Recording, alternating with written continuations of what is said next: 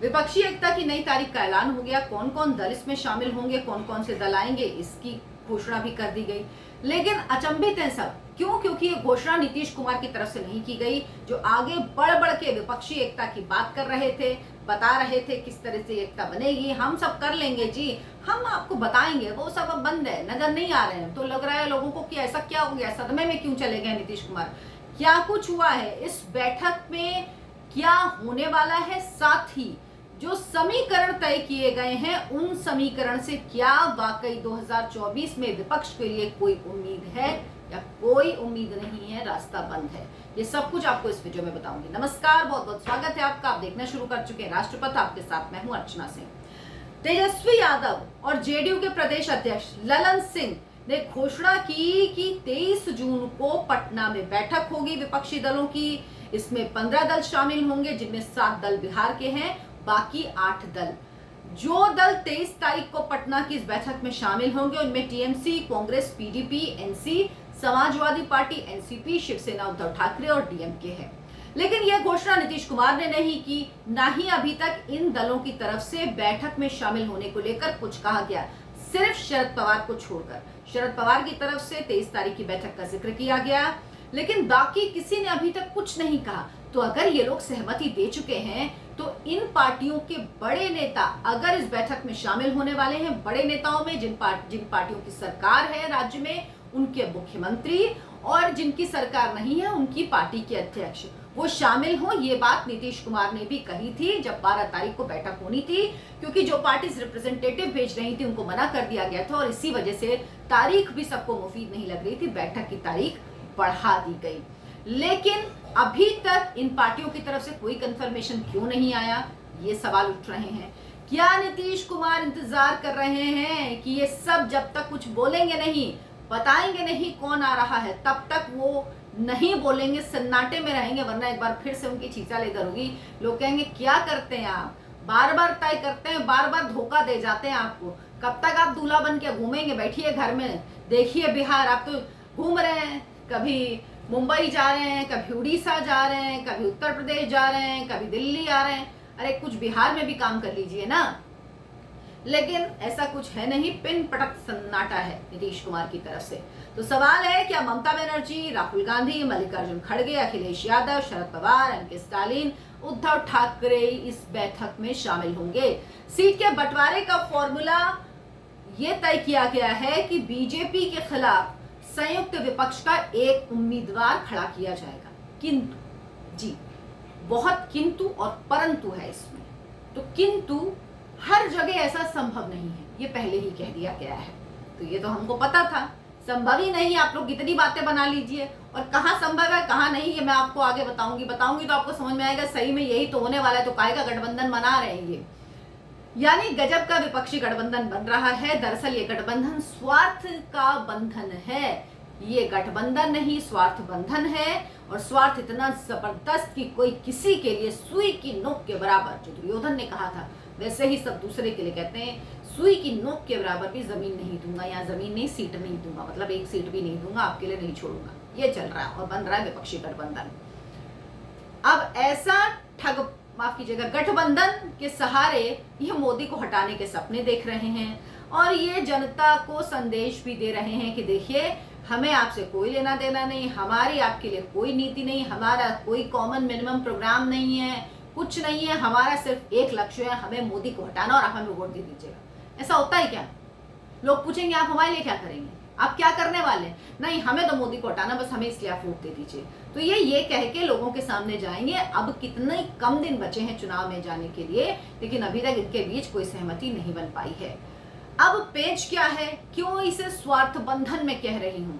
ममता बनर्जी बंगाल में कांग्रेस के लिए कुछ भी नहीं छोड़ने वाली, एक सुई की नोक के बराबर का हिस्सा जो मैंने कहा था वो नहीं देंगी। और बंगाल में ये बिल्कुल साफ है, और उन्होंने हाल में ही ये साफ किया है। ये कोई हवाई बात नहीं, ताजा सबूत और गवाह इस बात के मौजूद है। ममता बनर्जी ने उपचुनाव में जीते कांग्रेस के एकमात्र विधायक को टीएमसी में शामिल करवा लिया। 249 सदस्य हैं विधानसभा में। ममता बनर्जी को भारी बहुमत मिला था 2021 में, लेकिन कांग्रेस पार्टी को 0 सीट मिली थी। अभी बेचारा उपचुनाव हुआ तो एक सीट जीत गया था, वो विधायक एक सीट जीता था कांग्रेस का विधायक। ममता बनर्जी को बर्दाश्त नहीं हुआ कि एक सीट भी कैसे कांग्रेस को, उसको भी टीएमसी में शामिल करवा लिया। अब बताइए ऐसी पार्टियां किस तरह से गठबंधन बनाएंगी, किस तरह से किसी के लिए सीट छोड़ेंगी, क्या वाकई ये संभव हो पाएगा? अब बाकी आप कहिए कि अखिलेश यादव ममता बनर्जी को सपोर्ट कर रहे हैं, ममता बनर्जी अखिलेश यादव को सपोर्ट कर रही हैं, स्टालिन ममता बनर्जी को सपोर्ट कर रहे हैं, स्टालिन महाराष्ट्र में सपोर्ट कर रहे हैं। इनका कोई मतलब नहीं है, क्योंकि यहाँ किसी का कोई आधार नहीं, वहां जो जो पार्टियां उनका अपना ही आधार है, तो इसका कोई मतलब नहीं। जहां पे वाकई सहयोग करना है, कॉम्प्रोमाइज करना है, सेक्रीफाइस करना है, वो ये जरा सा भी करने के लिए राजी नहीं है। तो बंगाल में किसी तरह का गठबंधन नहीं होने वाला। अब बंगाल के बाद चलते हैं उत्तर प्रदेश जहां से 80 लोकसभा सीटें आती हैं। अखिलेश यादव ममता बनर्जी की लाइन पर आजकल चल रहे हैं, आपने सुना होगा, वही बोलते हैं जो ममता बनर्जी बोल रही हैं। वो पहले ही कह चुके हैं कि उत्तर प्रदेश में अकेले चुनाव लड़ेंगे, किसी से गठबंधन नहीं करेंगे। चलिए मान लिया, इस गठबंधन के एवज में उन्हें लगा कि चलो कुछ कांग्रेस को दे दिया जाए, तो क्या देंगे? कांग्रेस के पास 2% वोट मिले थे इस बार, तो वो कहेंगे नहीं 2% वोट वालों को क्या कुछ देना, वो क्या जीत पाएंगे? कुछ नहीं जीतेंगे। लेकिन चलो हो सकता है कि इस गठबंधन के लिए वो ये कह दें कि गांधी परिवार की दोनों सीटें, अगर राहुल गांधी उत्तर प्रदेश से लड़ेंगे तो राहुल गांधी की सीट और सोनिया गांधी की सीट रायबरेली, इस सीट पर अपने उम्मीदवार नहीं उतारूंगा, यहाँ पर कांग्रेस पार्टी लड़ सकती है। लेकिन इससे ज्यादा आप मुझसे लिखवा लीजिए, कांग्रेस पार्टी को अखिलेश यादव कुछ नहीं देने वाले, ये बहुत ज्यादा है अगर वो देंगे। हालांकि इस बार लोकसभा चुनाव में अखिलेश यादव की पार्टी की स्थिति भी अच्छी नहीं रहने वाली है। अब एनसीपी शिवसेना, इसकी बात करें तो महाराष्ट्र में तो ये महाविकास अघाड़ी है ही, इनका गठबंधन पहले से है, तो इनके गठबंधन का होना ना होना या उसकी तस्वीरें आना कोई बड़ी बात नहीं, कुछ नहीं। उसी तरह से तमिलनाडु में डीएमके के साथ कांग्रेस का गठबंधन है, तो वो भी गठबंधन कोई बड़ी बात नहीं। साथ ही साथ पीडीपी एनसी से क्या समझौता होता है वो भी आएंगे यहाँ पर, ये देखना होगा। लेकिन इसमें बहुत कुछ खास ड्रास्टिक चेंज होगा या कांग्रेस को बहुत मिल जाएगा या किस, ऐसा कुछ होने वाला नहीं, क्योंकि इसमें 3 पार्टियां हैं। बाकी बिहार भी महागठबंधन का ही हिस्सा है, जिसमें कांग्रेस पार्टी भी शामिल है, तो ये गठबंधन पहले से बना हुआ है। यानी जो नए शामिल हो रहे हैं, सोचिए वो जो बड़े हैं प्लेयर्स, वो बंगाल है और उत्तर प्रदेश है, और वो दोनों कुछ नहीं देने वाले। अब बताइए किस तरह से ये गठबंधन बनेगा। अब इस पूरे समीकरण को देखने के बाद क्या आपको लग रहा है कि गठबंधन से कहीं कुछ जुड़ रहा है, कहीं कुछ एड ऑन हो रहा है, प्लस हो रहा है? क्योंकि आप गठबंधन में इसीलिए आते हैं कि कुछ आपको मिलता है, कुछ दूसरे को मिलता है। यहाँ कोई देने को तैयार नहीं है, तो फिर और मिलना तो किसी को है ही नहीं, तो पता ही है, उनको जानते हैं कि कांग्रेस पार्टी हमें दे, लेकिन हम कुछ देने को तैयार नहीं है। जो पहले से साथ थे वही साथ नजर आ रहे हैं, जो साथ नहीं है वो साथ आएंगे भी नहीं। तो कुल मिलाकर ये गठबंधन लंगड़ा गठबंधन है, जिसमें सामने वाला दूसरे की बैसाखी खींचने के लिए तैयार खड़ा है, बिना 1 मिनट लगाए सटक से खींच लेगा और गिरा देगा। इस गठबंधन के सहारे 2024 में विपक्ष चमत्कार की उम्मीद कर रहा है। कांग्रेस पार्टी को और बड़ी चुनौती है, अगर उसे विपक्ष का अगुवा बनना है, अगर लगता है कि सेंटर में हम हो, तो उसे कम से कम 150 सीट तो हासिल करनी होगी। इससे बिना, इसके से कम में तो उसका कोई क्लेम ही नहीं बनेगा। ये सीटें आखिर कहां से आएंगी? अभी तक ऐसा कुछ दिखा नहीं है। 2009 में ही सबसे ज्यादा सीटें, मेरे ख्याल में 206 सीटें आई थी जब यूपीए की दोबारा सरकार बनी थी। तो ऐसा कुछ आसार तो लग नहीं रहा कि इस बार बहुत कुछ बदल जाएगा। और शायद 2004 में 146 सीटें थी।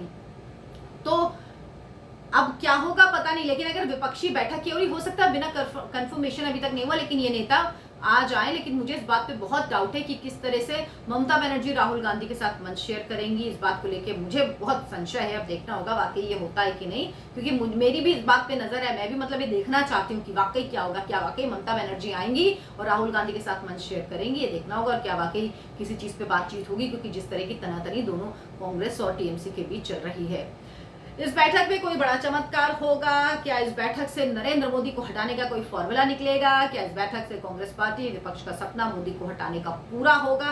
इसका जवाब है मुंगेरी लाल के सपने हैं, जो विपक्षी देख रहे हैं और जिनके पूरे होने के कोई आसार नहीं है, क्योंकि ना इन पार्टियों के बीच गणित काम कर पा रहा है और केमिस्ट्री तो है ही नहीं। अगर आपको मेरा वीडियो पसंद आता हो तो लाइक करें, शेयर करें और मेरे चैनल को सब्सक्राइब जरूर कर लें। नमस्कार।